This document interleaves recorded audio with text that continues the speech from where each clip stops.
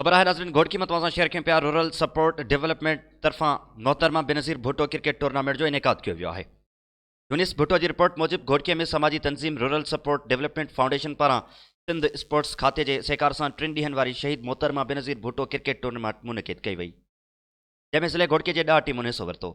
Tournament जो final Shah Abdul Latif 11 सरहद ऐं घोटकी 11 विच में थियो, जंहिंजो ख़ासि महिमान सूबाई वज़ीर ॼा मिकरमुल्लाह ख़ान धारे जो हो, जॾहिं त समाजी तंज़ीम रूरल सपोर्ट डेवलपमेंट फाउंडेशन के चेयरमैन सिकंदर अली चाचड़, पीपी घोटकीअ जो ज़िले जनरल सेक्रेटरी सिकंदर लाखो, सैयद इम्तियाज़ अली शाह, सुरेश कुमार, अयाज़ लाखो, जमील लगारी समेत ॿियनि वॾे अंग में शिरकत कई। उन मौके ते फाइनल मैच में पहिरियां बैटिंग कंदड़ शाह लतीफ़ 11 सरहद मुक़ररु कयल 10 ओवरनि में 160 रन्स ठाहियूं, जंहिं बाद घोटकी 11 मुक़ररु कयल हदफ़ पूरो न करे सघी ऐं टीम जा समूरा रांदीगर आउट थी विया।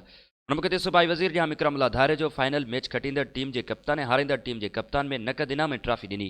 उन मौके ते सूबाई वज़ीर ॼा मिकरमुल्लाह ख़ान धारे जो ऐं समाजी तंज़ीम रूरल सपोर्ट डेवलपमेंट फाउंडेशन के चेयरमैन सिकंदर अली चाचड़ मीडिया सां ॻाल्हाईंदे चयो त रांदियूं सेहतमंद मुआशरे लाइ ज़रूरी आहिनि। रांदियुनि के मैदाननि खे आबाद करे रांदीगरनि जे सरपरस्ती कई वेंदी त जे मुआशरे में सेहतमंद सरगर्मियूं शुरू थी सघनि। घोटकी ज़िले में सेहतमंद सरगर्मियुनि खे वधीक फ़रोग़ ॾिनो वेंदो, रांदियुनि जा मैदान आबाद किया वेंदा ऐं रांदीगरनि जे हर सतह ते सरपरस्ती कई वेंदी। उन चयो त सेहतमंद सरगर्मियुनि खे फ़रोग़ ॾियण लाइ रांदियुनि जा मुक़ाबला कराइण ज़रूरी आहिनि।